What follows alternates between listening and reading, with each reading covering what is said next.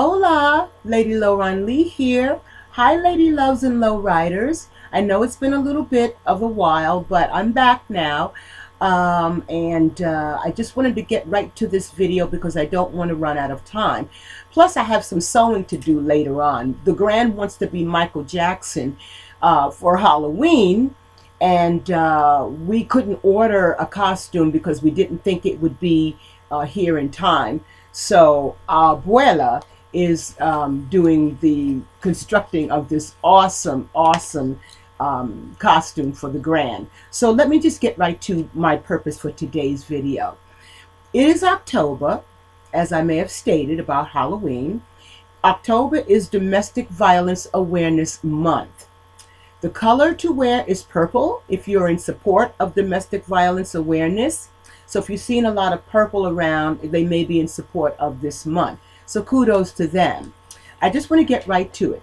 Domestic violence can happen to anyone, regardless of age, race, sexual orientation, religion, socioeconomic background, and educational level.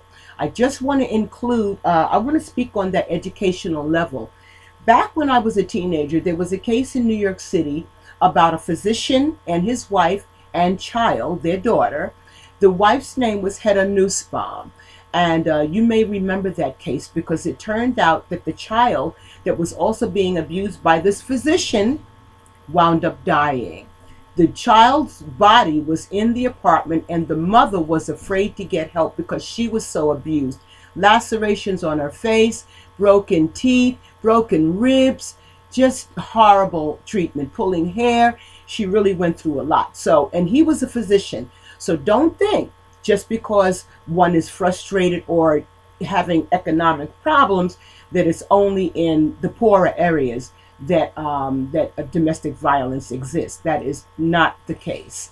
And for that reason, a lot of people turn their backs on a neighbor that they may hear something going on, but they figured, oh, that's Dr. So-and-so, or he's a lawyer, or even a preacher. That can't be what we're listening to right now. But if you hear any suspicious behavior, if you hear any sounds that sounds like beating, make an anonymous call. Get help for that person.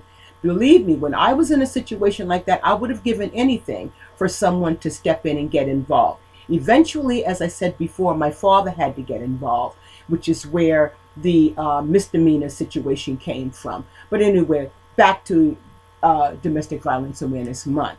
Okay, so like I said, it can happen to anyone. You can be married, you can be single, you can be dating, you can be heterosexual, you can be same sex. It does not matter. It can happen to anyone. All right?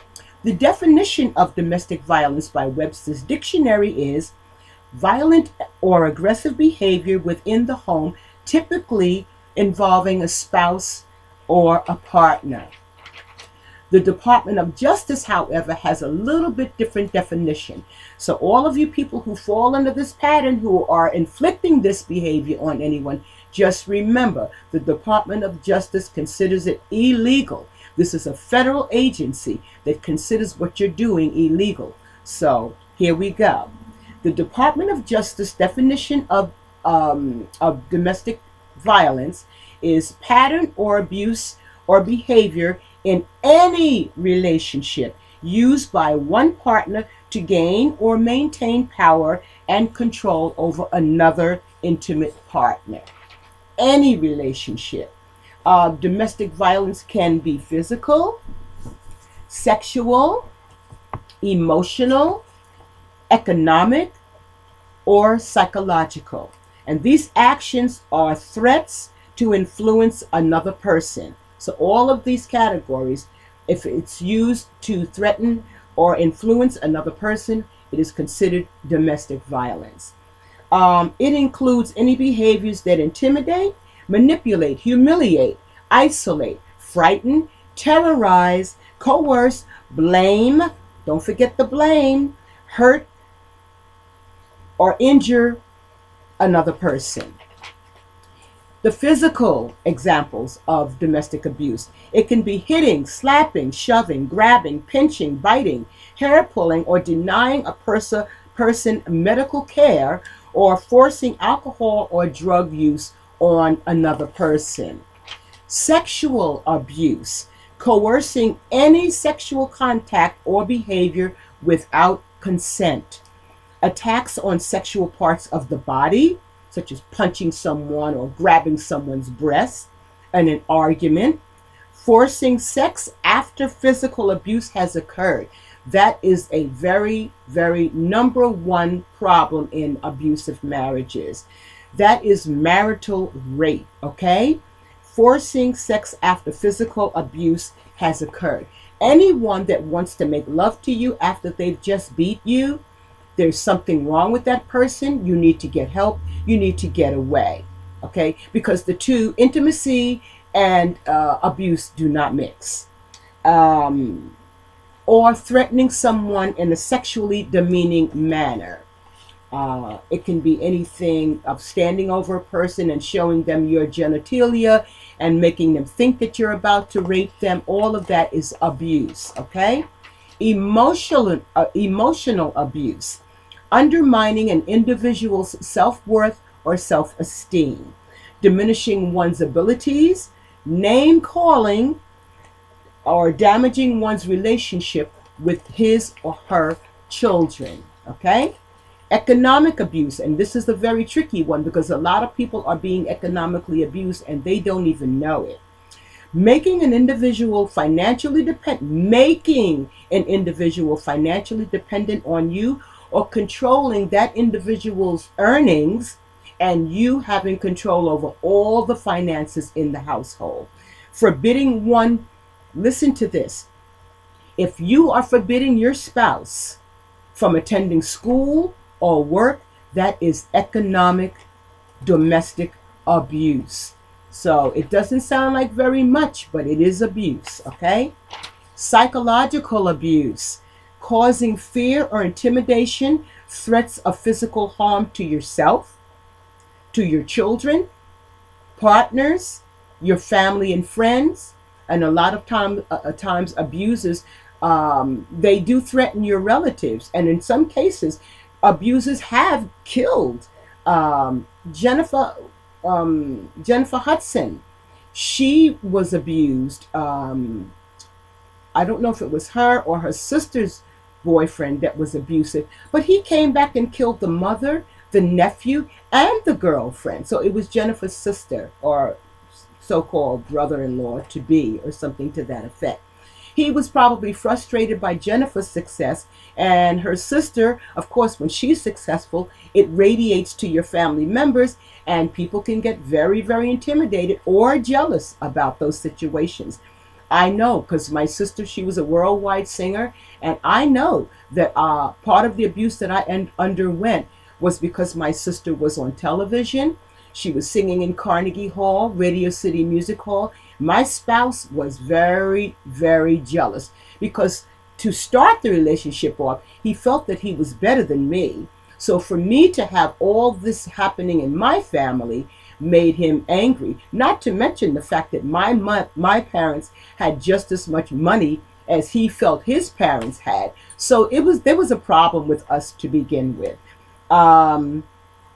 Facing isolation from family and friends, that's a good sign.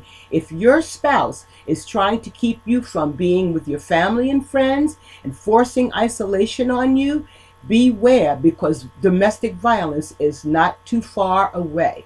Because once he gets you away from your support systems, the abuse will begin, and it will go on and on. I don't care how many boxes of chocolate he buys you. I don't care how many flowers or jewelry that he brings home to you and says, I'm sorry. They cry. They say, baby, I've never done this before. I don't know what happened. You brought this out of me, but I promise you it will never happen again.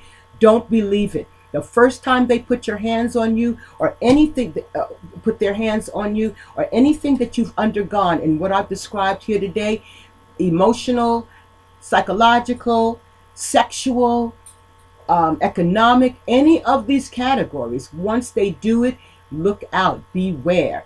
Notice it as a sign, notice it as an indication that domestic violence is not only included, if not happening already, it is on the way, and it will not stop without intervention of some kind. All right? And don't forget, if they isolate you from your job, or go into school, or tear your books up, or throw them out the window, or anytime you try to better yourself and they won't allow you to do it, you're going to have a problem if there is no intervention.